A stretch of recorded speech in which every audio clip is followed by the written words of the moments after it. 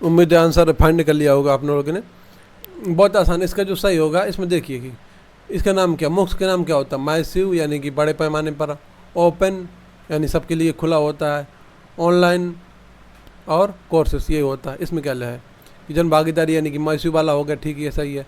स्वनिर्देश, स्वनिर्देश का मतलब वो क्या होता है, इसमें ये खुद का निर्देश, खुद के द्वारा निर्देशित होता है। इसमें कोई कोई प्रोफेसर है या कोई एक कॉलेज तो इसका निर्देशन करता नहीं है, कोई एक कॉलेज या कोई प्रोफेसर इसमें क्लास कक्षाओं का निर्देशन तो करता नहीं। इसमें नियम बना दिए जाते हैं, टेक्नोलॉजी होती है, प्रोग्राम होता है, उसी के अनुसार ये पूरा जो कोई भी मुख्य प्लेटफॉर्म होता है उसी के अनुसार उन्हीं निर्देशों के अनुसार अपना काम करता है। तो स्वनिर्देशित होगा, ठीक है ये सही है। स्वनिर्देशित ये शब्द है, स्वनिर्देशित ये सही है। ऑनलाइन, ऑनलाइन ठीक है होगा। अधिगम का लचीला, हाँ लचीला तो है क्योंकि किसी भी समय देख सकते हैं, कहीं भी कोई भी व्यक्ति दे सकता है, ठीक है। मुक्त रूप ओपन होता है, ठीक है। ये तो इसमें सब मिल रहा है तो ठीक है, ये वाला सही हो गया। और आगे भी देख सकते हैं क्रॉस चेक क्रॉस चेक करने के लिए, और आप आगे भी देख लीजिए। शिक्षक निर्देशित इसमें लिखा हुआ है, शिक्षक निर्देशित तो करता नहीं है, तो अपने अपने निर्देशित होता है यानी स्वनिर्देशित होगा। ये वाला गलत यानी पूरा आंसर गलत हो गया, ये नहीं होगा। इस बार ऑफलाइन, ऑफलाइन तो है नहीं, ये ऑनलाइन है, ये वाला गलत, पूरा गलत हो गया। इसमें ये भी शिक्षक निर्देशित है ऑफलाइन, तो इसमें दो गलत हो गए, तो ये भी गलत हो गया। तो बचा का पहला, ऐसे जो है किसी प्रश्न का आंसर देते हैं। हालांकि ये तो बहुत आसान था, हालांकि क्रॉस चेक करना हो तो ऐसा करते हैं। क्रॉस चेक में अगर एक शब्द मिल गया और उससे पूरा सेंटेंस गलत हो रहा है तो पढ़ने की जरूरत ही नहीं, ठीक है। अगला देखते हैं। अगला इसी संबंधित जो आज क्लास पढ़ा है, मूक से संबंधित अगला प्रश्न। भारत में कौन सा कार्यक्रम या कोर्स एक एकीकृत योजना के तहत अग्रिम पाठ्यक्रम और पेशेवर प्रमाणन प्रदान करता है और पसंद आधारित क्रेडिट प्रणाली की मांगों को भी पूरा करता है? इस प्रश्न को ध्यान से पढ़ी समझिए, इसमें कुछ भी ऐसा नहीं जो मैंने नहीं बताया हो। इसमें कौन सा स्वयं है, यूजीसी है, एनपीटीईएल है, मैं पढ़ा चुका हूँ, या फिर एनसी, ये क्या लिखा हुआ है, AICTE, इसके बारे में मैं पढ़ा चुका हूँ। ये एनपीटीईएल है, इसके बारे में पढ़ा चुका हूँ। इनमें से कौन सा सही है जो इसमें प्रश्न में लिखा है इसकी मांगों को पूरा करता है, बताओ।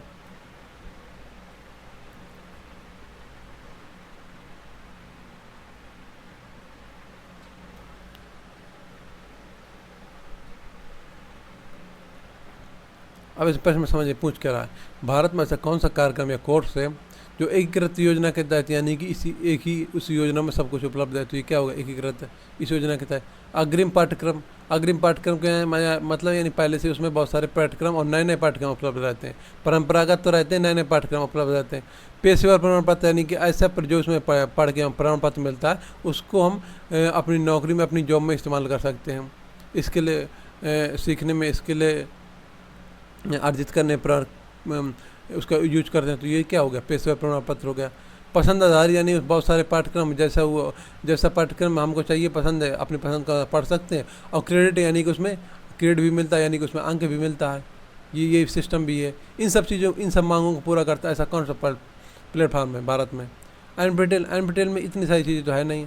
AICTE ये तो केवल तकनीकी कार्यक्रमों के लिए है, ये भी इसमें नहीं है सब। यूजीसी ये क्या है, ये जो विश्वविद्यालय और जो है अब विश्वविद्यालय कॉलेज इन सब के लिए नियम बनाता, यानी कि ये नियम बनाता, ये सब तो उपलब्ध कराता नहीं। तो इस बच्चा क्या, स्वयं। और स्वयं के बारे में हमने पढ़ा है, विस्तार से पढ़ा कि जो सब कुछ है एक ही स्वयं पोर्टल पे, यानी एक पोर्टल में सब कोर्स उपलब्ध हैं। इनका इस्तेमाल हम नौकरी में इस्तेमाल कर सकते हैं, जो प्रमाण पत्र मिलेगा अपनी नौकरी में इस्तेमाल कर सकते हैं। क्रेडिट भी इसमें मिलता है, यानी अंग भी मिलता है जिसको छात्र अपने शैक्षिक रिकॉर्ड उनमें स्थानांतरित कर सकता है, ये भी है। अग्रिम पाठ्यक्रम यानी इसमें नए नए आज की मांग के अनुसार इसमें अलग अलग पाठ्यक्रम उपलब्ध रहते हैं। पसंद आधारित क्योंकि इतने सारे हैं कि अपनी पसंद के अनुसार आप पढ़ सकते हैं। तो ये सब चीज़ें किसे मिलती है, स्वयं मिलती है ना। यूजीसी में ये सब तो मिलेगा नहीं। यूजीसी में कुछ मिल सकती है क्योंकि यूजीसी क्या होता है, जो यूनिवर्सिटी रहती हैं अलग अलग सिलेबस बनाती हैं, सिलेबस और कोर्स बनाने का काम करता है। विश्वविद्यालय को उन सिलेबस को मान्यता देने का काम करता है यूजीसी, यानी। लेकिन उन विश्वविद्यालय उतनी सारी चीज़ें नहीं रहती जितनी कि स्वयं में एक साथ है, क्योंकि विश्वविद्यालय में अलग अलग विश्वविद्यालय में रहेंगे, एक ही विश्वविद्यालय में सभी कोर्स मिल जाए ऐसा जरूरी नहीं है ना। लेकिन स्वयं में सब कुछ एक साथ मिल जाएगा, क्योंकि स्वयं में बहुत सारे विश्वविद्यालय हैं। यूजीसी जो है, अगर यूजीसी थोड़ी देर की मान लिया जाए कि यूजीसी में इसी ये सब चीज़ें मिल तो रही है, लेकिन यूजीसी जो है स्वयं में शामिल है। स्वयं में हमने पढ़ा नहीं था कि स्वयं में जो अध्ययन सामग्री और सहायता जो उपलब्ध कराते हैं उसमें हमने NIOS, इग्नू और अलग अलग विश्वविद्यालय और इसके साथ यूजीसी भी उसमें शामिल है। AICT ये भी इसमें शामिल है स्वयं में, तो इसका मतलब स्वयं में ये सब चीज़ शामिल हो गई, इसका विकल्प कौन सा होगा? स्वयं होगा, क्योंकि स्वयं में सब चीज़ पहले शामिल है।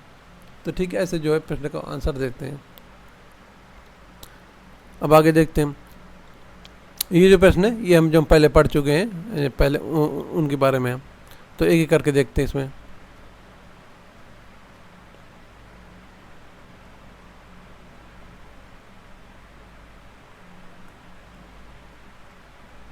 जब जहाँ तक हमने पहले किया था उसी क्वेश्चन के हमने 163 तक कर लिया था शायद। ये सबसे यूनिट 1 के सब क्वेश्चन है। 164 के देखिए, ये कौन सा क्या बोल रहा है इसमें? इसमें बोल रहा है, एक शिक्षक को कक्षा में अपने विचार प्रस्तुत करते हुए इस बात का ध्यान रखना चाहिए कि, किस बात का ध्यान रखना चाहिए? कक्षा में दूसरे के विचार भी हो सकते हैं, सभी छात्र सजाती नहीं है, विचारों की असहमति स्वाभाविक है। इसमें विकल्प में क्या है? इसमें विकल्प दिया है पहला, आगे हम देखेंगे, या फिर पहला दूसरा दोनों, या फिर सभी, यानी तीनों विकल्प, तीनों सही हैं। इसमें कौन सही है? आप हमें अपने मन में सोच लीजिए कि इनमें कौन सा विकल्प सही होगा, ये वाला ये वाला। बाकी मैं अभी विकल्प दिखाऊंगा, पढ़िए इसमें।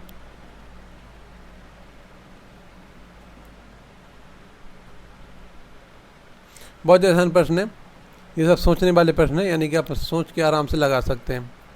एक शिक्षक, कोई शिक्षक, मैंने पढ़ाते समय विस्तार से समझाया भी है, भले लिखवाया ना हो लेकिन समझाया बहुत विस्तार से शुरुआत की कक्षाओं में, कि जब कोई शिक्षक कक्षा में पढ़ा रहा है तो उसे किस बात का ध्यान रखना चाहिए कि कक्षा में दूसरे के विचार भी हो सकते हैं। बिल्कुल इस बात का ध्यान रखना बहुत जरूरी है, क्योंकि अगर दूसरे के विचार को कि वो अनुमति नहीं देगा तो छात्र अपने विचार रखेंगे कैसे? छात्र अपनी विचार रखेंगे नहीं तो उनको चीज़ें समझ में कैसे आएंगी, क्वेश्चन कैसे करेंगे, उनके दिमाग में रचनात्मकता गुण कैसे विकसित होगा, प्रश्न पूछने का गुण कैसे विकसित होगा, उनका दिमाग का विकास कैसे होगा? इन सब के लिए जरूरी है कि कक्षा में दूसरे के विचार भी हों।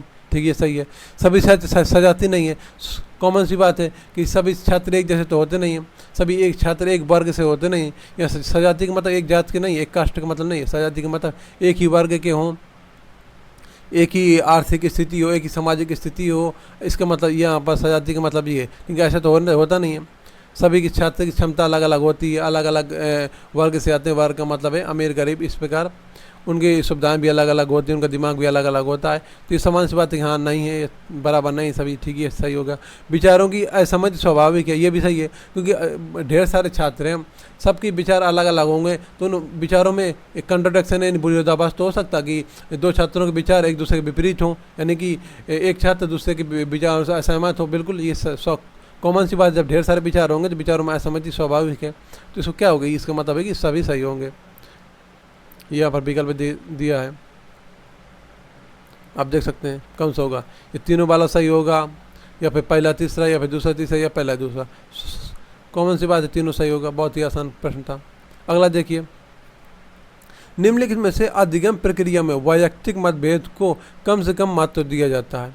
यानी कि ये अधिगम प्रक्रिया है, ये मैं पढ़ा चुका पिछली क्लासों में।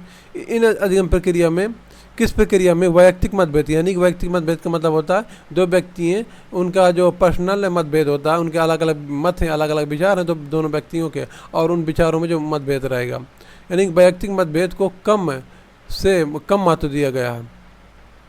यहाँ पर कम से कम है, यहाँ पर छुपा हुआ है कम से कम, ये लिखा हुआ। किस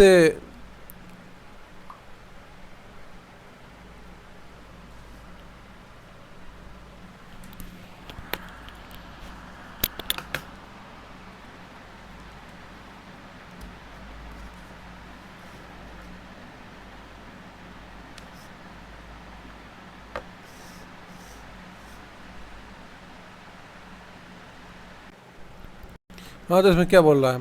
इसमें बोल रहा है कि कौन सी ऐसी विचारधारा है, यहाँ पर लिखा हुआ है विचारधाराओं के बारे में, यानी कि अधिगम प्रक्रिया है, क्योंकि ये इन सब जो विचारधाराएं हैं ये सब अधिगम प्रक्रिया में भी इस्तेमाल होती हैं। तो यहाँ पर अधिगम प्रक्रिया के अंतर्गत हम इन विचारधाराओं को अधिगम प्रक्रिया बोलेंगे। तो ये पूछ रहा है कि किस अधिगम प्रक्रिया में, यानी कि प्रकृतिवाद में, आदर्शवाद में, यथार्थवाद में, या व्यवहारिकतावाद जो एक अधिगम प्रक्रिया है, क्योंकि ये सब विचारधाराएं, इनके अंतर का जो अधिगम कराया जाए तो वो एक अधिगम प्रक्रिया हो गई। इस वजह से इन विचारधाराओं को यहाँ पर अधिगम प्रक्रिया बोल दिया गया। तो ये 4 अधिगम प्रक्रिया में आपको बताना है कि किस अधिगम प्रक्रिया में वैयक्तिक मतभेद को कम से कम महत्व दिया जाता है, यानी बहुत कम महत्व दिया जाता है वैयक्तिक मतभेद को, और सामूहिकता को ज़्यादा महत्व दिया जाता है।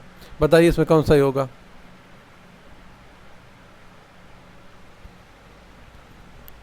अगर आपने पिछली क्लास में ध्यान से देखा होगा तो बहुत आसान है। आदर्शवाद मैंने बताया था कि आदर्शवाद में जो है वैयक्तिक मतभेदों को कम से कम महत्व दिया जाता है, और जो पुराने नियम होते हैं, रूढ़ियाँ होती हैं, और जो सामूहिक समाज को जो इसमें ज़्यादा महत्व दिया जाता है कि एक व्यक्ति के विचारों को इतना महत्व नहीं दिया जाता, बल्कि जो ग्रुप होता है, समूह होता है, उन सब के, यानी कि बड़ी संख्या जो होती है लोगों का, उनका जो विचार होता है, उसके उनका जो मत होता है उसको ज़्यादा महत्व दिया जाता है। ठीक, ये हो गया। अगला प्रश्न देखिए।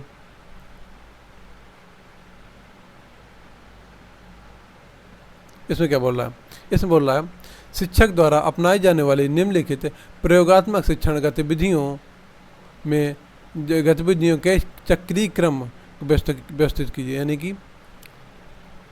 यहाँ पर छिपा हुआ है, ये लिखा हुआ है कि शिक्षक द्वारा अपनाई जाने वाली निम्नलिखित प्रयोगात्मक शिक्षण गतिविधियों को, यहाँ पर को लिखा हुआ है, इनको चक्रीय क्रम में व्यवस्थित करना। ये जो है अलग अलग प्रयोगात्मक शिक्षण गतिविधियाँ हैं, समायोजित करना, यानी प्रयोगात्मक शिक्षण जो गतिविधियाँ होती हैं उनकी अलग अलग चरण हैं। समायोजित करना, आत्मसात होना, रूपांतरित होना, भिन्न मत होना यानी अलग मत होना, ये प्रयोगात्मक शिक्षण गतिविधियों के अलग अलग चरण हैं। उनको चक्रीय क्रम में व्यवस्थित करना, यानी क्रम से, क्योंकि ये चक्रीय क्रम में ऐसे चलते रहते हैं, तो उन्हें क्रम से व्यवस्थित करना। पहला कौन सा आएगा, दूसरा कौन सा आएगा, ऐसे इस क्रम में व्यवस्थित करना। और ये जो है विकल्प दिए हुए हैं, इनको आपको चक्रीय क्रम में यानी क्रम से व्यवस्थित करना। बताइए इनमें से कौन सा ही होगा।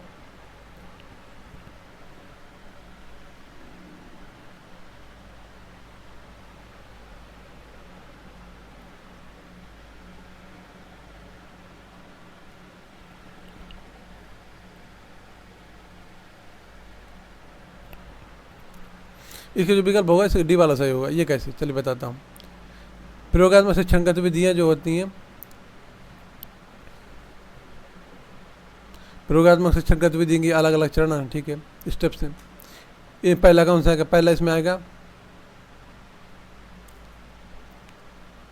आत्मसात होना, यानी कि प्रयोगात्मक शिक्षण गतिविधियों में के अंतर्गत जो पहला आएगा आत्मसात। इन सब में अगर देखा जाए तो इसमें सबसे आएगा आत्मसात होना, ठीक है, यह हो गया आत्मसात होना। इसके बाद आएगा आत्मसात होने के बाद समायोजित करना, ये आएगा, ठीक है, दूसरे ये आ गया, तीसरे के बाद पहला। इसके बाद कौन सा आएगा, इसके बाद आएगा रूपांतरित होना, ये आएगा दूसरे। इसके बाद आएगा भिन्न मत होना। रूपांतरित होने के बाद अगर मत भिन्न है तो वो उसको रखा जाएगा, तो ये चौथा हो गया यहाँ पर, तो ये डी वाला सही होगा। आत्मसात होने का मतलब क्या, ये पिछली क्लास में ये सब चीज़ें बता चुका। आत्मसात होने का मतलब है कि मतलब बिल्कुल उसी चीज़ में मिल जाना, शिक्षण गतिविधि के अंतर्गत जिस तरीके का यहाँ पर इस्तेमाल किया जा रहा है शिक्षण में, उस तरीके को बिल्कुल स्वीकार कर लेना, यानी कि पूरी तरीके से उसमें ढल जाना, यानी आत्मसात होगा। समायोजित का मतलब उससे सामंजस्य बिठाते हुए, भले उसको पूरी तरीके से स्वीकार मत करो, लेकिन वो थोड़ी देर के लिए सामंजस्य बिठाते हुए उसके साथ चलो, यानी सामंजस्य बिठाते हुए उसके साथ काम करना, ठीक है, होगा। इसके बाद है कौन, रूपांतरित होना, यानी कि अपना जो रूप है, यानी कि पढ़ने वाले विद्यार्थी का जो यहाँ पर खुद का एक अलग यहाँ पर रूप का मतलब है कि यहाँ पर जो खुद का अपना अलग जो एक पढ़ने का तरीका या पढ़ने की शैली है, या फिर शिक्षक के लिए बात करेंगे तो पढ़ाने का जो तरीका रहेगा, उसको उस विधि के अनुसार उसको रूप जो उसको बदल देना। रूपांतरण का मतलब रूप में यहाँ बदल रहे, रूप का मतलब चेहरा नहीं, यहाँ पर जो तरीका जो है उसे, जिस शिक्षण विधि को हम अपनाना चाहते हैं उसी शिक्षण विधि के अंतर्गत हम अपना तरीका बदल लें, तो ठीक है, ये हो गया रूपांतरण होना। इसके बाद जब उस तरीके से हमने अब जो तरीका अपना बदल लिया, पढ़ने या पढ़ाने का अपना तरीका बदल लिया दूसरी शिक्षण विधि के अनुसार, फिर इसके बाद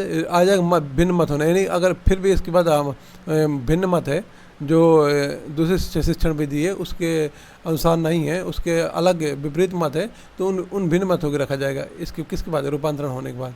तो वही इसमें क्रम बताना था, ये क्रम हो गया। ठीक है, अगले प्रश्न में चलते हैं।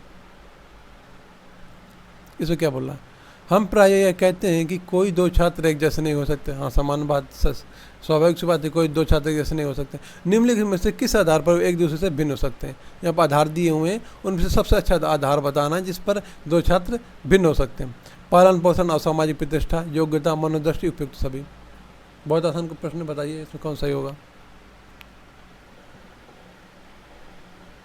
सीधी बात, इसमें डी वाला सही होगा, क्योंकि पालन पोषण और सामाजिक प्रतिष्ठा सबकी अलग अलग होती है, योग्यता भी सबकी अलग अलग होती है, मनोदृष्टि यानी कि सोचने समझने का तरीका, किसी चीज़ के प्रति नज़रिया जो होता है, एटीट्यूड जो होता है, वो सबका अलग अलग होता है। इसमें उपयुक्त सभी, इन सभी के आधार पर एक दूसरे से भिन्न हो सकते हैं दो छात्र। अगला प्रश्न देखते हैं। कोई भी ऐसा कारक जिससे अनुक्रिया की संभावना की वृद्धि होती है। तो इसको जो है सुदृढ़ीकरण कहा जाता है, यानी कोई भी ऐसा कार्य जिससे अनुक्रिया की संभावना की वृद्धि होती है को सुदृढ़ीकरण कहा जाता है। ठीक है, निम्नलिखित में से किन को सुदृढ़ीकरण के कारक कहा जाता है। इनमें से कौन से कारक सुदृढ़ीकरण के कारक बताना है। सुदृढ़ीकरण के बारे में मैंने पढ़ाया होगा, इनके से के कारक कौन कौन से हो सकते हैं। प्रशंसा हो सकता है, सांकेतिक पुरस्कार होता है, किसी कारण सफल होना, ये हो सकता है, या उपरोक्त सभी हो सकते हैं। अब बताइए कौन सही होगा, बहुत आसान है, बताओ।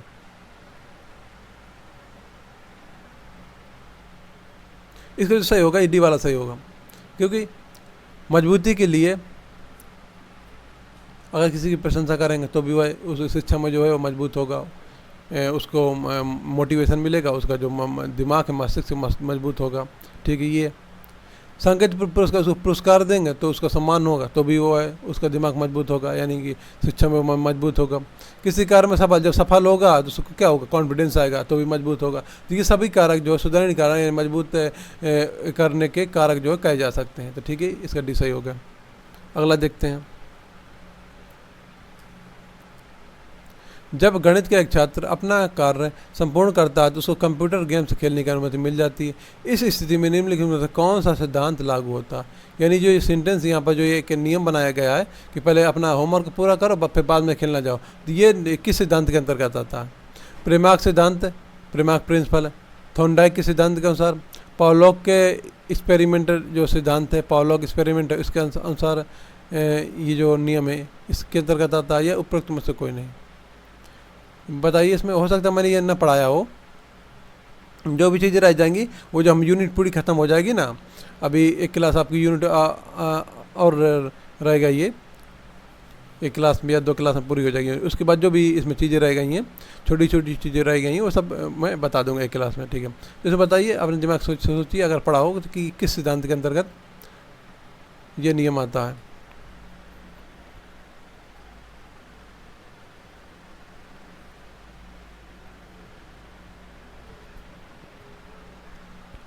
ये जो नियम आता है ये आता है प्रेमाक के सिद्धांत के अनुसार, या प्रेमाक प्रिंसिपल में, प्रेमाक सिद्धांत में ऐसा बोला गया है कि पहले स्टूडेंट को खेलने की अनुमति तभी देनी चाहिए, तभी अनुमति देनी चाहिए खेलने की या दूसरा काम करने की, जब वह अपना पढ़ाई संबंधित कार्य पूरा कर ले। ठीक है, अब ये एक शब्द है, ये मैंने नहीं बताया, जैसे एक शब्द मैंने आज पढ़ाया ना, ऐसे बहुत सारे इसमें शब्द हैं, हालांकि यूनिट में थोड़ी थोड़ी कुछ शब्द हैं, तो उन सबको मैं साथ साथ कराता जाऊँगा। तो ये एक शब्द है मोर्फोग्राफ, ये शब्द किस संबंधित है, क्योंकि ऐसे प्रश्न आ सकते हैं ना, कोई शब्द दे दिया वो किस संबंधित है, ऐसे प्रश्न पूछ लेता है। जैसे हमने आज पढ़ा माइक्रो क्रेडेंशियल्स किस संबंधित है, तो ऐसे मोर्फोग्राफ। तो बताइए अगर पढ़ाओ किस संबंधित है।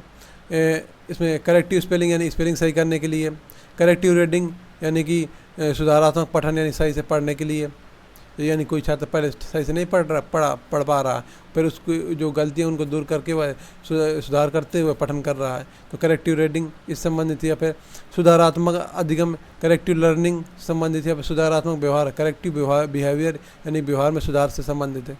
किस संबंधित मोर्फोग्राफ है।